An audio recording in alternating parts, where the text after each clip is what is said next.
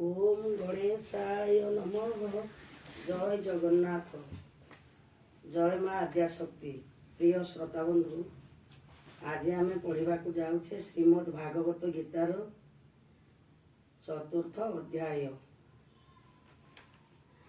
चतुर्थे सृष्टिर व्यवस्था, राजा पूछते हरि कथा। ब्रह्मा नारद कथा छोड़े, हरि स्मरण सुख बोले। सुत उवाच एमंत सुख वाक्य शुणी, आत्मार तत्व मने गुणी। कृष्ण विषये दृढ़ मन, कल्पिला उत्तरानंदन। आत्मा कड़त्र सुत गृहे, पशु द्रवीण बंधु स्नेहे। राज्य संपद जेते आस, क्रोध छाड़िला स्नेह पास। तुम्भे जा पचारिल मते, एकता राजा दृढ़ चिते। आत्मनिधन मने स्मरी, वेद वचन अनुसरी। कृष्ण विषये दृढ़ चित्त, निश्चय करी परीक्षित। कृष्णर भाव जानिबारे, पुणी पूछइयार बारे। राजा परीक्षित उवाच हे सुख तुम्भर वचन। कृष्णर जेते गुण कर्म, जहा शुणते पापरे। पवित्र बाह्य अभ्यंतरे, शुणी अज्ञान मोर गला। तुम्भ प्रसाद जेणु हेला, से हरि आत्म माया बळे। सृष्टि संचिले सयळे, विष्णुर सजिला संसार। अन्य देवଙ୍କୁ अगोचर, से कथा जानिबार पाई। भमुनि पुणी मुपुचई, से बंधु शक्तिमंत हरि। परम पुरुष मुरारी, जेमंते पाळी पुणरे। से काले जेबा शक्ति धरे, आत्मा को आत्मा करी केला। कुहुक मते विष्णु लीला, सृजई पालन संगरे। माया त्रिगुण रूप धरे, जेमंते ब्रह्मा विष्णुवर। क्रीडन करे दामोदर, विविध रूप ए जगते।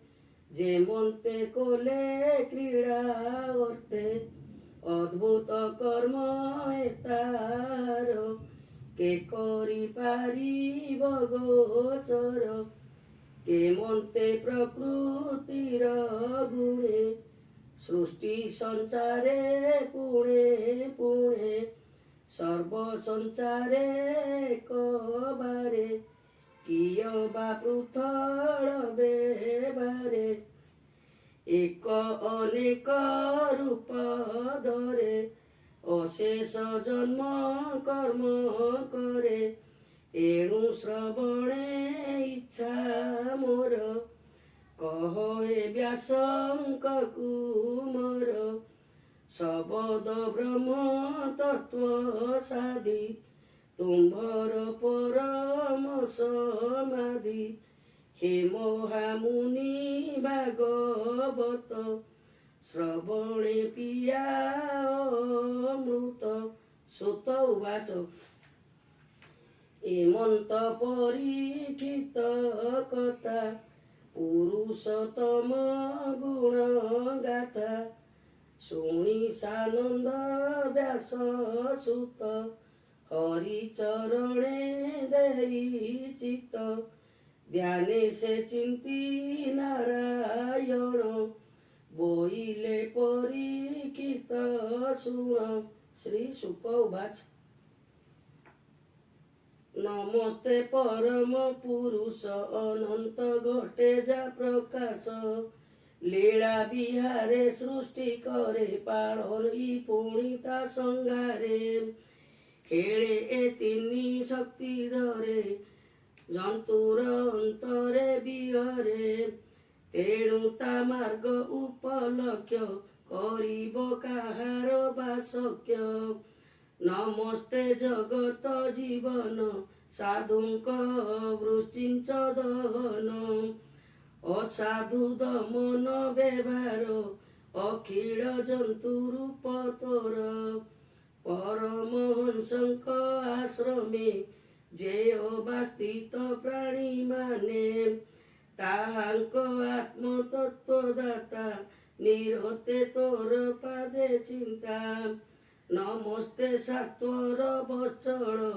କୁଜଗ ଗଣେ ଅଗୋଚର ସମେ ପ୍ରକାଶ ସର୍ବଠାରେ ଜନ୍ତୁଙ୍କ ବାହ୍ୟ ଅଭ୍ୟନ୍ତରେ ଐଶ୍ୱର୍ଯ୍ୟ ପରମ କାରଣ ଯେ ନିତ୍ୟ ସ୍ୱଧମ ଧାରଣ ଯା ନାମ ଶ୍ରବଣ କୀର୍ତ୍ତନ ଯା ରୂପ ଦେଖିଣ ନୟନ ନ ମିଳେ ଯାହାର ଚରଣ ସ୍ମରଣ ପୂଜା ସମର୍ପଣ ଜନ୍ତୁଙ୍କ କର୍ମଶ ନାଶଇ ଯେ ସର୍ବମଙ୍ଗଳ ବୋଲାଇ ଯେ ହରି ଶରଣ ସୋଦର ତାହାଙ୍କୁ ମୋର ନମସ୍କାର ପଣ୍ଡିତ ଜନ ଯାର ପାଦେ ସେବା ସମ୍ପତ୍ତି ଅପ୍ରମାଦେ ଆତ୍ମାର କର୍ମ ସନାସନ୍ତି ଜନ୍ମ ମରଣେ ନ ତରନ୍ତି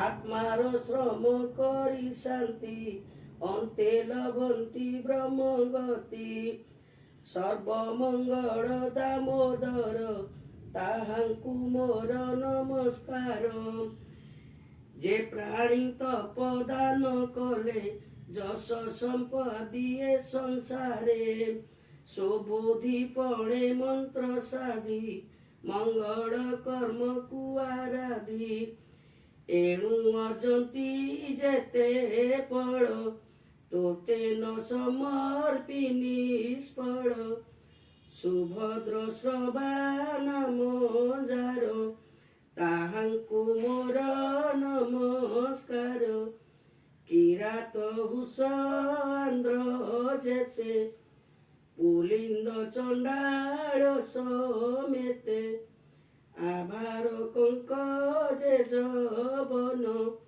ଏ ଆଦି ଯେତେ ଅନ୍ୟ ଜନ ଦୁଷ୍କୃତ କର୍ମ ଯେ କରନ୍ତି ଯା ପାଦ ଆଶ୍ରିତେ ତରନ୍ତି ସର୍ବ ପ୍ରଭାବଶୀଳ ସେହି ତା ପାଦ ପଦ୍ମେ ମୁନମୟୀ ଯେ ହରି ଜଗତ ଜୀବନ ଆତ୍ମଜ୍ଞାନୀଙ୍କ ଆତ୍ମଧ୍ୟାନ ଏ ତିନି ବେଦ ଯାର ଦେହ ଯେ ଧର୍ମମୟ ତପମୟ ନିର୍ମଳ ଚିତେ ଯୋଗୀ ଜନେ ବ୍ରହ୍ମା ଶଙ୍କର ହନୁମାନେ ନାନା ପ୍ରକାରେ ଧ୍ୟାନେ ଚିନ୍ତି ଯା ରୂପ କେହି ନ ଦେଖନ୍ତି ଯେ ଲକ୍ଷ୍ମୀପତି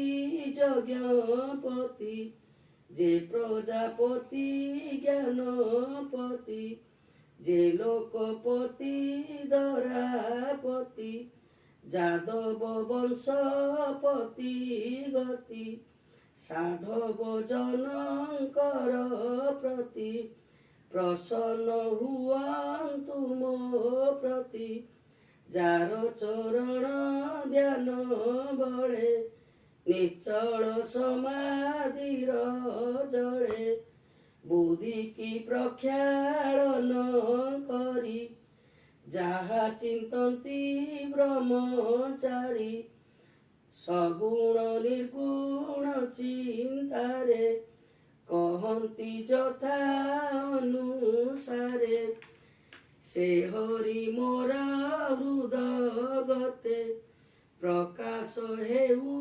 ଅବିରତେ ଯାହାର ଆଜ୍ଞା ପରମାଣେ ଭାରତୀ ଆସି ତତ୍କ୍ଷଣେ ପ୍ରକାଶୀ କଳ୍ପ ଆଦି କାଳେ ବ୍ରହ୍ମାର ହୃଦୟ କମଳେ ସୃଷ୍ଟି ବିଷୟ ଜ୍ଞାନ ଦେଲା ମୁଖେ ଗାୟତ୍ରୀ ଉଚ୍ଚାରିଲା ନମସ୍ତେ ବ୍ୟାସ ରୂପ ହରି ହୃଦये ବସ କୃପା କରି ମହତ ଆଦି ପଞ୍ଚଭୂତେ ଜନ୍ତୁ ଭିଆଇ ଏ ଜଗତେ ଜନ୍ତୁଙ୍କ ହୃଦୟ କମଳେ ଯାର ଆସନ ସୁଖ ବଳେ ଗୁଣ ସମୂହ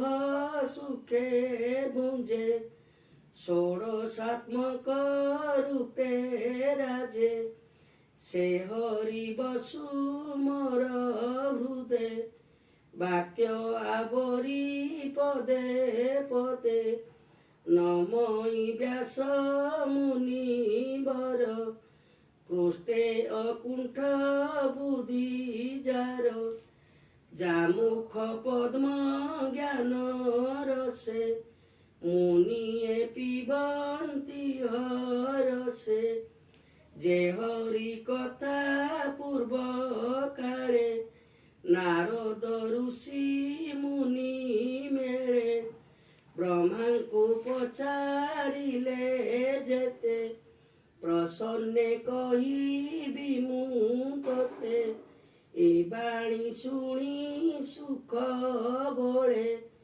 ପ୍ରାଣୀ ନିସ୍ତର ଭବ ଜଳେ କହଇ ଦାସ ଜଗନ୍ନାଥ ଦ୍ୱିତୀୟ ସ୍କନ୍ଧେ ଭାଗବତ ଇତି ଶ୍ରୀମଦ୍ ଭାଗବତେ ମହାପୁରାଣେ ପାରମହଂସ୍ୟାମ୍ संहितायां द्वितीय स्कन्धे शोकस्तुतिर्नाम चतुर्थोऽध्यायः।